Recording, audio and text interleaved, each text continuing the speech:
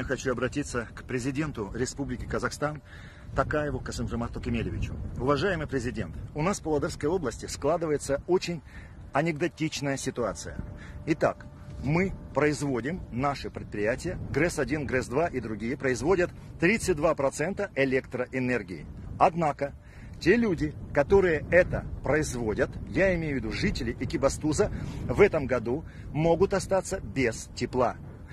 ТЭЦ Экибастузская, которая уже наладан дышит, это, как мне говорят общественнику, это кусок металлолома. И нам так и сказали, если не заменить некоторое оборудование, то вообще мы не сможем работать. Это сказал нам директор ТЭЦ Экибастузской. Поэтому я вас очень прошу прислать сюда или министра энергетики, или замминистра энергетики, или каких-то специалистов вместе с ними, чтобы они здесь за неделю, за 10 дней все это выяснили, потребовали выделения денег и немедленно начали уже ремонт этого оборудования или замену этого оборудования.